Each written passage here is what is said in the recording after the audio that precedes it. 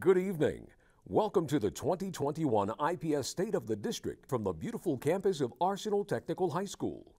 Each year during the State of the District, we showcase the talents of IPS students and offer greetings from the President of the IPS Board of School Commissioners before turning our attention to the Superintendent's address. This evening is no different, even though we're virtual. Please sit back and enjoy the special performance by Arsenal Technical High School student Veronica Walker as she sings the national anthem. Oh, say, can you sing by the dawn's early light what so proudly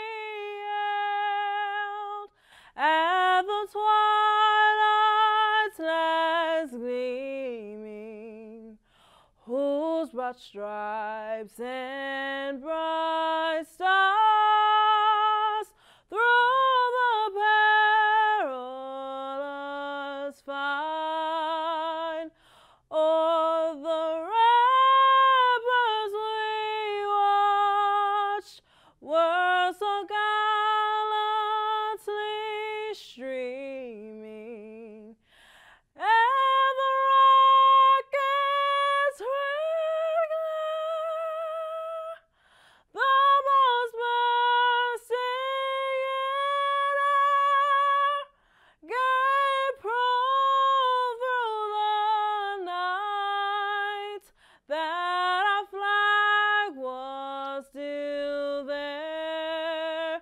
Oh, say does that star-spangled banner yet wave o'er the land of the free and the home of the brave? Wow, wasn't that an amazing performance? It's so great to celebrate the many gifts and talents of our students. At Indianapolis Public Schools, the IPS Board of School Commissioners is led by President Evan Hawkins. The 7-member group serves as the governing body of the largest school district in the state of Indiana and works collaboratively with the district to improve the lives of IPS students. Please welcome Commissioner Hawkins as he offers a special message. Before we begin this evening's program, the IPS Board sends our condolences and love to the entire George Julian school community, and in particular to those who were personally touched by the tragic loss of first grader Hannah Crutchfield. Good evening, and thank you for joining us for the 2021 IPS State of the District. I'm Evan Hawkins, IPS Board President. While I can't be there in person with my fellow IPS Board Commissioners, I wanted to take a few moments to welcome everyone to this year's State of the District, Rebuilding Stronger. This evening, you'll hear and see stories of success, hope, perseverance, and collaboration as we look at where the district has been, where it stands now, and where we're going. When someone stands up in challenging times to ask us to think hard and make the real decisions that shape our future, that's courageous leadership. I am grateful to IPS Superintendent Dr. Alicia Johnson for the speech she is making this evening. I know our board is proud of the work we're doing, and we stand ready to be strong partners in what comes next.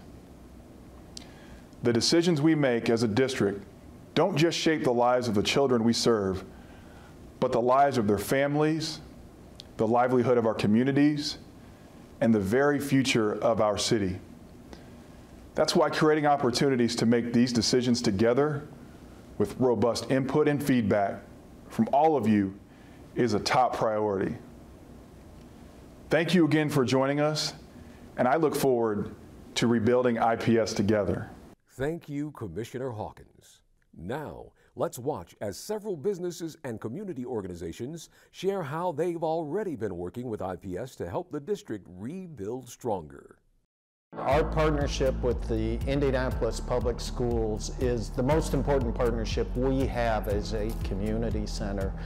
We invest on an annual basis about $2.5 million a year into 5 of our neighborhood schools, 3 elementary schools, Harshman Middle School, and Arsenal Tech High School.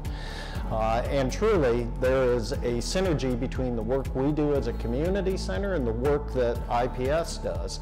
So we're both focused in on producing academic excellence in kids. We are both wanting families to be resilient, and we both want healthy, thriving communities. We have long recognized, our community members as well as our center have long recognized the importance of healthy, strong schools within our community and how they give a sense of civic centeredness to become a hub of community activities. So for us, thriving schools in our neighborhood is an important indication of how healthy our neighborhood is doing as a whole. Without a doubt, our focus in on our community schools is where we change the trajectory of children's lives, their parents' lives, and ultimately the community itself. Yeah, I think IPS and Employee ND are really working in lockstep to tackle really tough equity issues that exist in our community. At Employee ND, we believe that we can help students to have more equitable opportunities by exposing them to lots of employers in our community and lots of opportunities that they may not otherwise know exist. Our vision is that all residents in Indianapolis will have access to the education, training, and services that they need to really achieve economic prosperity here in our community. And I just continue to be really excited about the direction that IPS is heading and about the work that we are doing in partnership with IPS to really make a difference in young people's lives and empower them to make great academic and career decisions as they're leaving IPS. It's very important that viewers know that schools don't exist by themselves. Schools exist in a community. And a community is made up of the families, the organizations, the businesses, all of things that come to make what we say is a great place to serve our families and our children. So since the schools can't exist by themselves, then it's incumbent upon all of us to look at and ask the question, how can we support and help build what the district is trying to do, because they cannot do it by themselves. I think one of the biggest supports across the nation is a community and schools model. So actually what that just means is we look at all of the businesses that surround a school system, and we look at what do they provide, and then we look at what does the school district need and see how we can match those, how we can partner. And that's when you really build your society and your community. It's when you're working together to build each other and support each other. So we are thrilled to have developed a very strong partnership with the district. Our commitment to the district is that we will pursue philanthropic funding completely in alignment with the district's strategic goals. So I've spent a lot of time with Dr. Johnson and her leadership team understanding what are the goals and then mapping out what are the funding needs necessary to achieve those goals.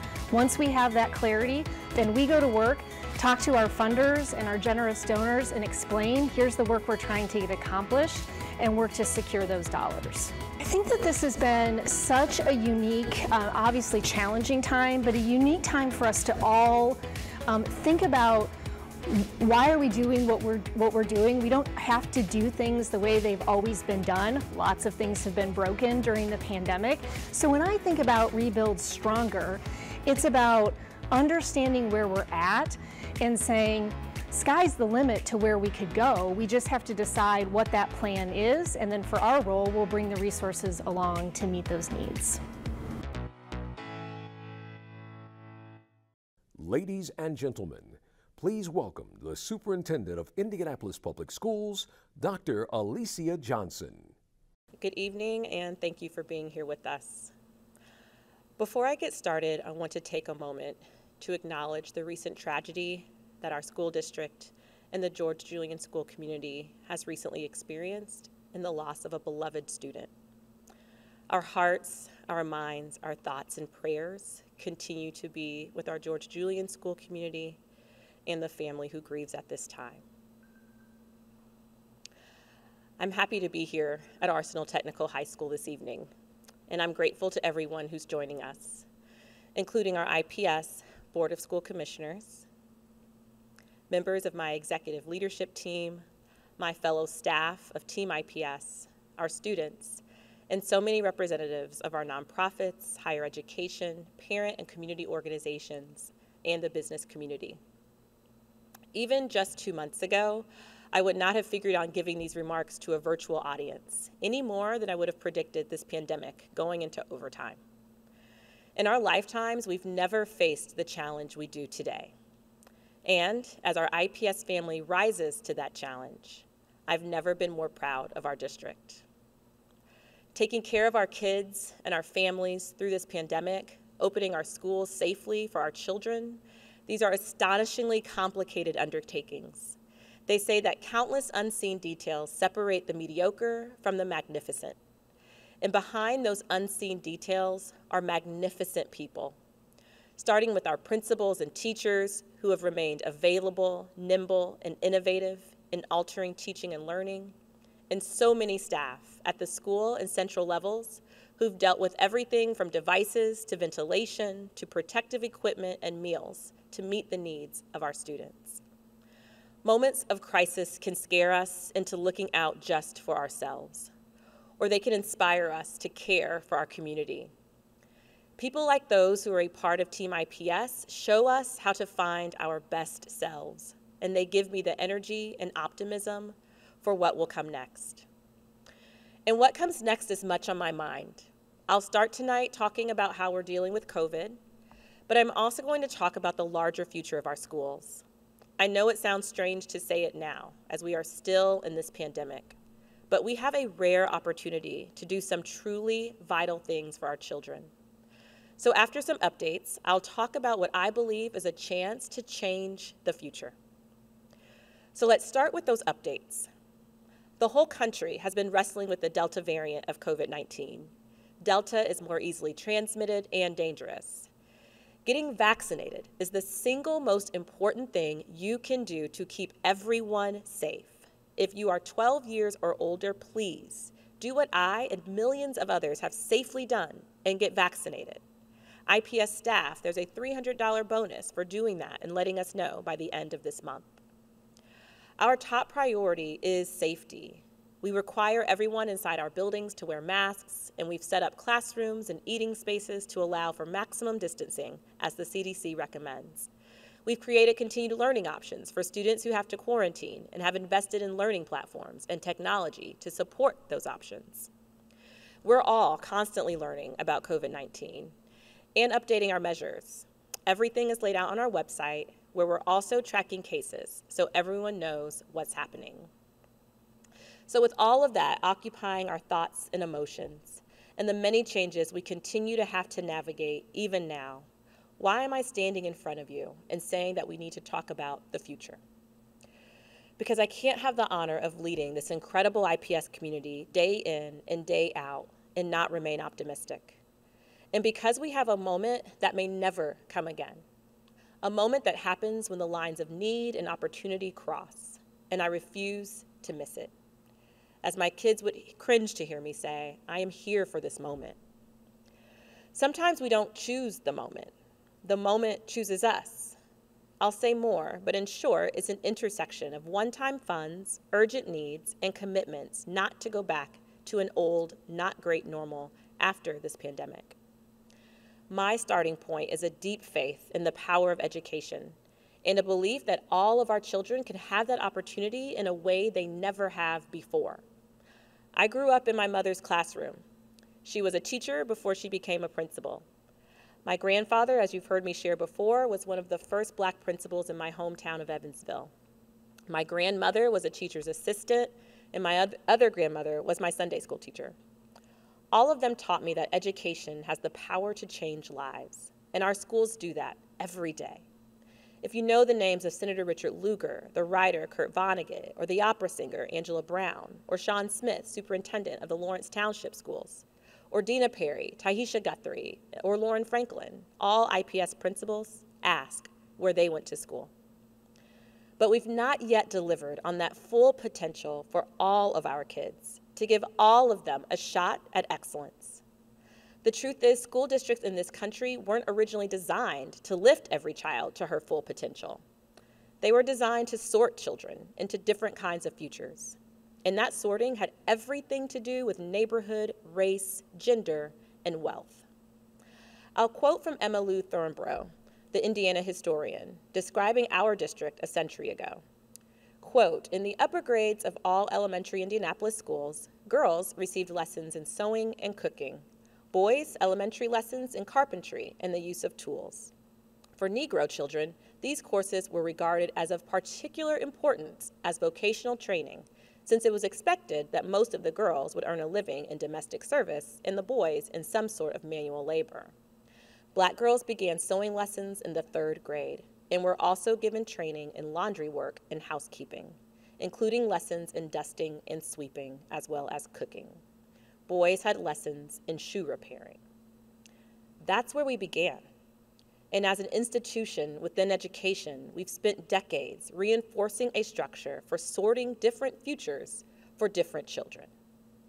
Now, I believe we have a chance to design afresh, to create new blueprints that celebrate our diversity and the possibility of all of our children, to build a family of schools that doesn't sort, but offers choices, to ask our children and families where they're going rather than telling them, to end the fiction that excellence can exist without equity.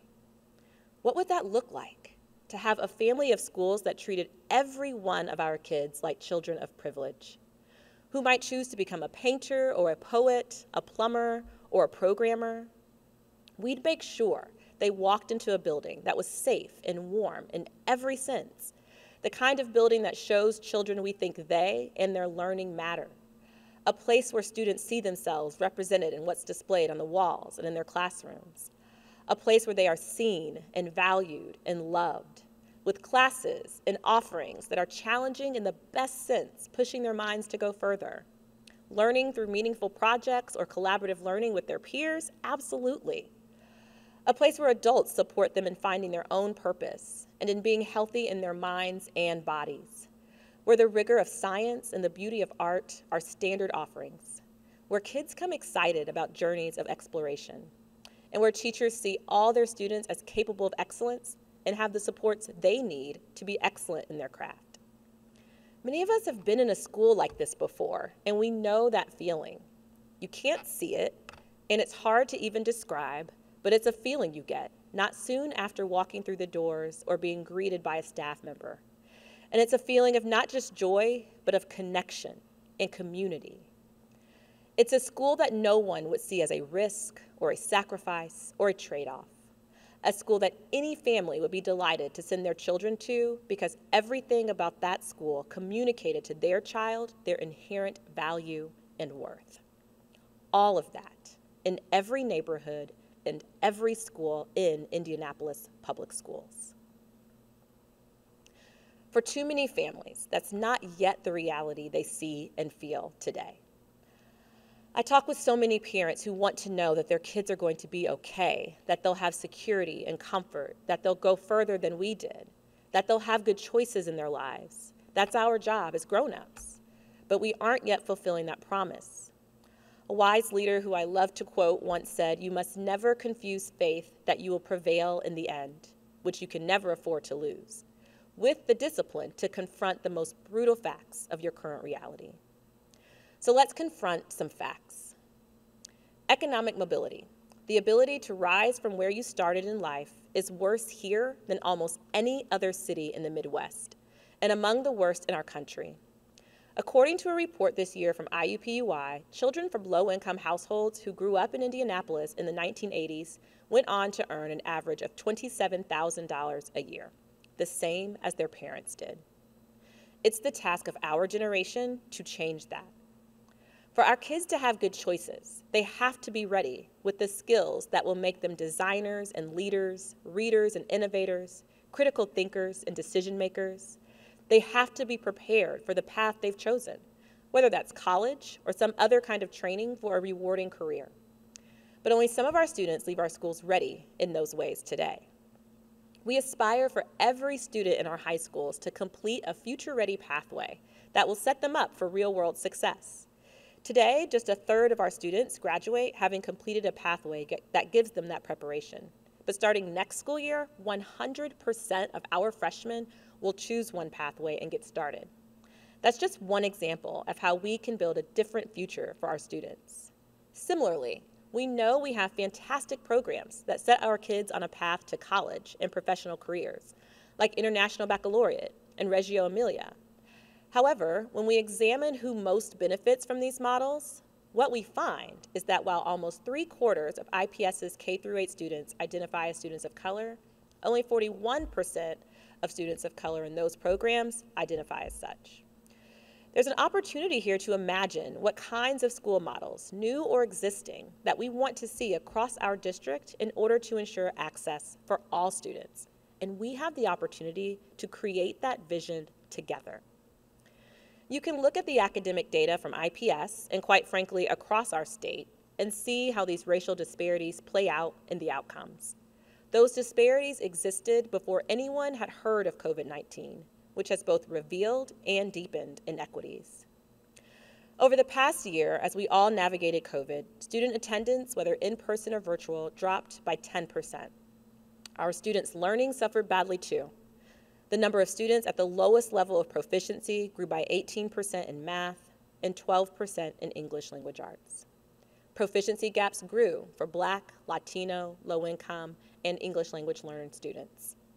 Referrals for mental health supports have increased by 12% so far this year. I will not sugarcoat this. Those are big impacts on our kids' learning and their well-being. And that's where we begin. But we are equal and beyond this challenge. In the face of brutal facts, my confidence has never waned because I know what we can do. I know who we are as a team, as a community, as a family.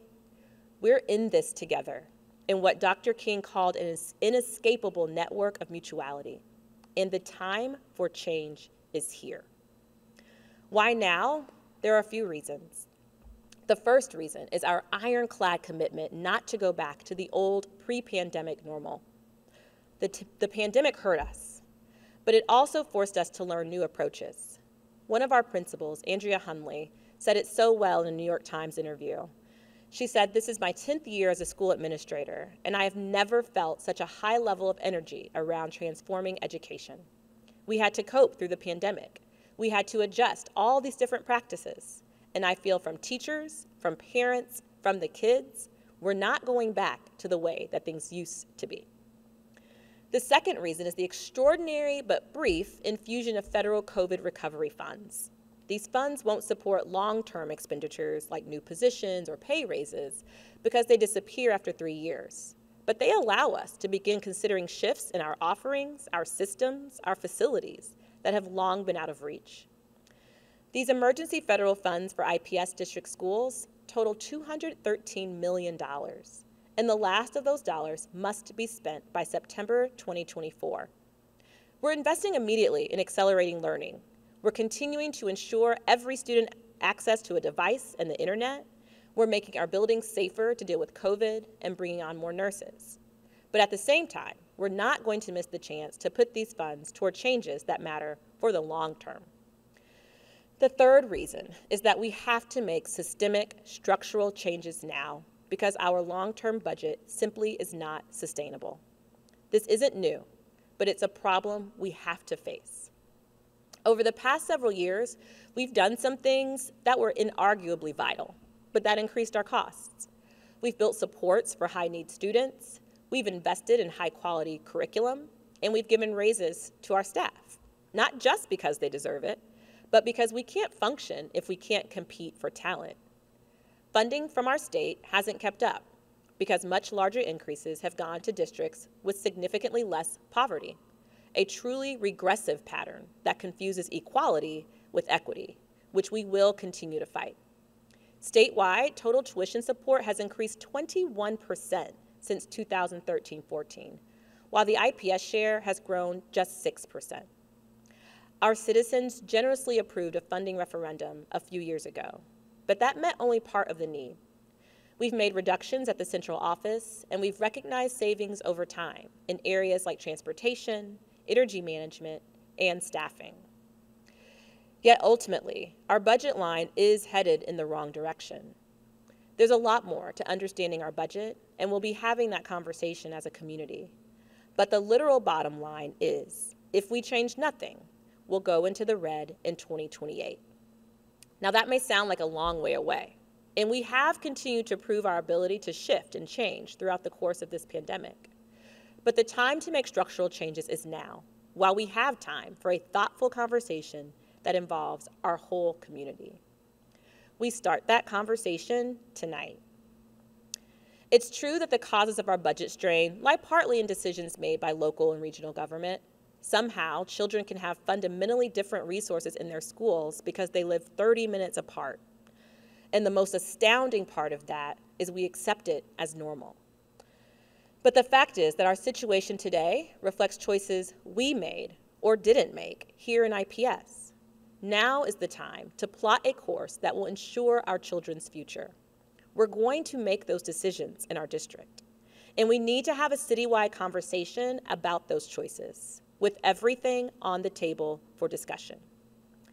As it stands today, our elementary school principals are often forced to make choices that they simply shouldn't have to, between art, music, technology, or physical education. Most schools can afford only to do one or two of those. We heard from our community in the recent ESSER Town Hall meetings a desire for more vibrant and active school libraries and media centers. But our current constrained offerings don't allow us to create the best conditions to cultivate the many strengths and interests we know our children have. It's limiting at a very early stage. A tight budget is also a big reason we aren't fully meeting the demand and offering the diversity of advanced courses in our high schools. Our budget constraints also limit the opportunities of our teachers. I know well the benefits that come from time to plan collaboratively to connect about students who need extra help. Our teachers too often don't have those opportunities to collaborate in their building with someone else who shares the same content and grade level. Those budget challenges also affect our facilities. You remember that I said every student deserves a safe, warm building that shows our esteem for learning? Well, after a thorough analysis by independent architects and engineers in 2020, nearly a quarter of our buildings were graded as poor or unsatisfactory. None scored excellent. If we want to change all of that, we need to come together around a plan. And the need is only going to get more pronounced. We could kick these problems down the road and say we've got enough on our hands. No one would really blame us. But I think we are capable of more. And a chance like this won't likely come again in my lifetime. A chance not to fiddle around the edges, but to rebuild, to create the school system our children deserve, a plan that embodies excellence, justice, and sustainability. When I was selected as your superintendent, my mother gave me a plaque, which sits behind me every day in my office. A scripture verse from Jeremiah is on the plaque that I'll share with you. For I know the plans I have for you, declares the Lord. Plans to prosper you and not to harm you. Plans to give you hope and a future. That time to make our plans is now. Plans to give us all hope for all of our futures. To reinvent, rebuild, redesign, rethinking the shape of our district, how we spend resources, how we build anew and use and improve the buildings we have. How we make sure excellent offerings exist for all of our students in all of our neighborhoods. That's a lot in this pandemic moment. I thought hard about whether I should bring this question and challenge to our community today. But I believe we're capable of doing things under imperfect conditions. We'll come to you over the months ahead to make decisions in partnership and with the voices of our community at the center, to design in keeping with our values. We'll take the time to make sure our IPS community is heard. And what is clear is the end point, a district that serves all of our students with excellence, warmth, support, and love, sustainably. Excellence together with and because of equity. A district that will never again sort children's possibilities. This is our chance. And as we begin, I want to be clear that there's a bunch of stuff we're not waiting on, that we're putting into place immediately to accelerate learning for our students and to support both children and adults in this enormously challenging time. We're strengthening supports for our teachers through partnerships with TNTP and the University of Virginia. We're making sure every student in every school has rigorous, appropriately challenging curriculum, starting with English language arts. We're leveraging key partnerships with organizations like City Connects and Communities in Schools to provide additional resources and support to our schools who need it the most. We are planning to leverage stimulus dollars to offer tutoring and other extended learning opportunities later in this school year. And we're continuing to provide racial equity training to every staff member and making those opportunities available to parents as well. That's why here tonight, we're launching a year-long process to gather community feedback and perspective about our future, to understand the challenges and trade-offs and solutions, to set a vision together, to say out loud what we value most for our children's education, and to make sure our plans and our budget reflect those priorities. This visioning phase will soon begin with 2 weeks of community conversations hosted by our school board members. These conversations will be offered both virtually and in person in community centers and schools throughout the city. Whether you come to a meeting or join virtually, you can dream and scheme along with your neighbors and our IPS school board. There will also be additional ways to engage and lend your voice and vision throughout the month of October. Following that process, responding to what we hear from our community, we'll begin drafting and sharing potential designs for action, probably after the turn of the year, and then come together around a more complete plan before this time next year. At every step, we'll offer information, including on ways to engage, on our website. We will continue to focus on cultivating the conditions for our students' success, even as we come together around a new blueprint for a family of schools that offers more for everyone, more equitably, a sturdy and beautiful home for our children's hopes, a place where our students will become the leaders, entrepreneurs, visionaries of the future that we'll all live in. Creating a place where skin color and income tell you nothing about what you'll achieve. I certainly cannot promise that this will be easy, but I can promise that we'll do this together, and that together we can create something far better than what was before. This moment has chosen us, and we will rise to it. Thank you so much. God bless you. Now let's do some dreaming together. This concludes the 2021 IPS State of the District. Thank you for joining us, and good night.